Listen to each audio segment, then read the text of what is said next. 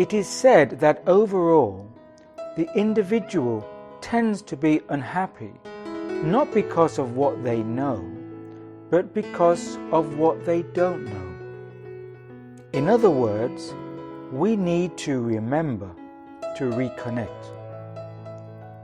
We have long been in an age of separation, of longing, and this disconnection is at the root of many of our social ills.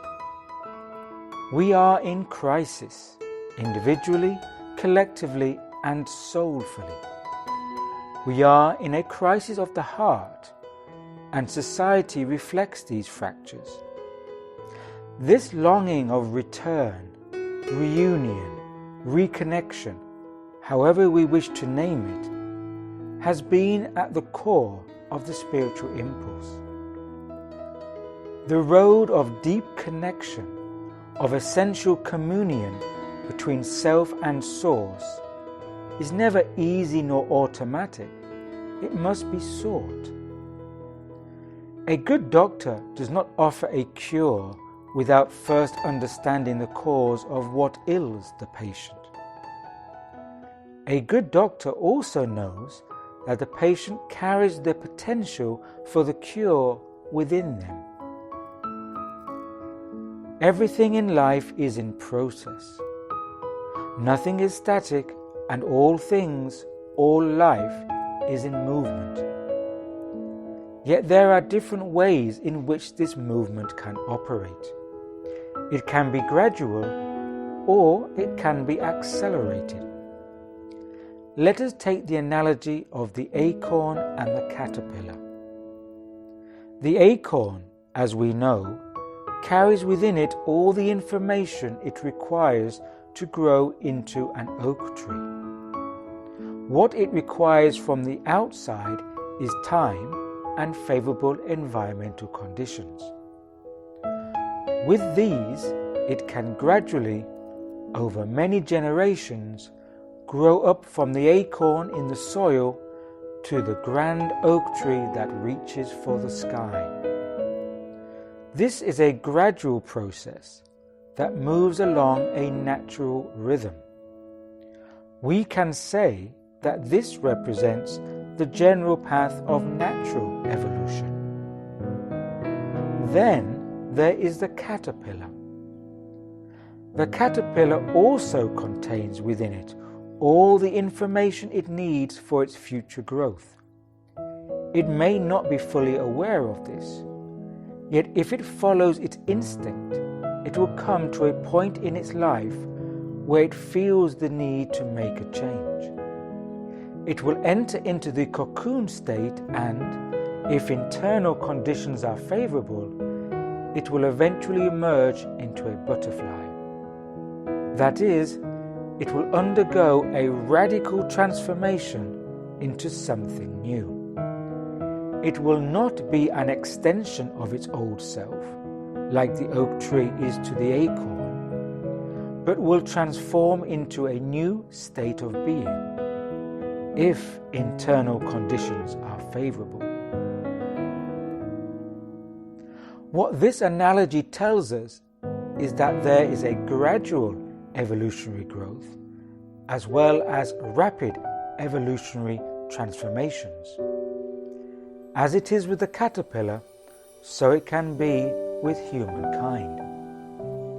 We can choose to be recipients of environmental conditions that favor our gradual development over generations, or we can make a conscious, concerted effort to utilize internal conditions to trigger a rapid and radical transformation of our being. Buckminster Fuller once said that there is nothing in a caterpillar that tells you it's going to be a butterfly.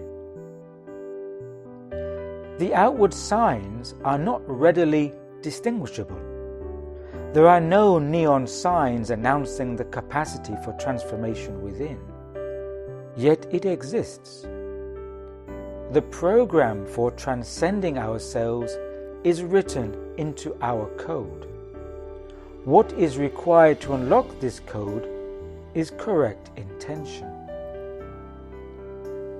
There are moments, epochs in the human evolutionary journey when significant shifts in consciousness, understanding, and knowledge are required. We are living within one of these monumental transition periods right now. And what is more, we should be mindful not to become our very own obstacle. It is said that when people actively try to guess a card or dice, they will make so many mistakes that it becomes statistically impossible for them to be wrong so many times. And yet, why is this so? What has been shown by psychologists is that people are in fact guessing right more of the time, but some inner censor prevents them from admitting it and actually blocks this so that they guess wrong. We have an inbuilt detector that instead of proving us right is actually working to positively prove us wrong. A part of the human personality actively seeks to protect a person's existing ways of thought, their status quo and sense of familiarity, in order not to push the boundaries beyond their conditioning or social programming.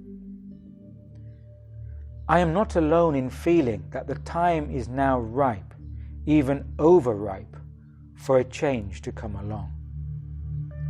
Our modes of understanding, and thus our parameters of thinking, have begun to shift, and about time too. The cracks in the dominant paradigms of thought are now showing through. In the modern world, people are beginning to understand, outside of religious terminology, the concept of the absolute one reality. Science is also now confirming what mystics and sages have said for centuries. The quantum sciences have validated that there exists an underlying quantum field, sometimes referred to as the quantum vacuum, plenum, matrix, or even the Akashic field. From this underlying collective field manifests all materiality. That is, all material existence is fundamentally and inextricably interconnected, and all life is connected to the same underlying field. Further, that this underlying unified field is not only energetic but also conscious. According to the ancient Vedic understanding, all is Brahman. There is nothing that is not Brahman. For outside Brahman, nothing exists, because all is Brahman, the ancient. Within a unified mind, everything is in communication or communion with itself. After all, why shouldn't we humans, as the physical, spiritful beings that we are, be able to communicate with the unified source from which we manifested forth? I invite you, the listener, to explore the implications of purpose and meaning upon human life if we acknowledge that all existence is a manifestation from the conscious, unified source field.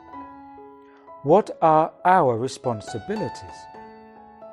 How will this impact our human future? How can this enrich our lives? These are some of the important questions of our time, and the time is now. It is time to realize our way back home.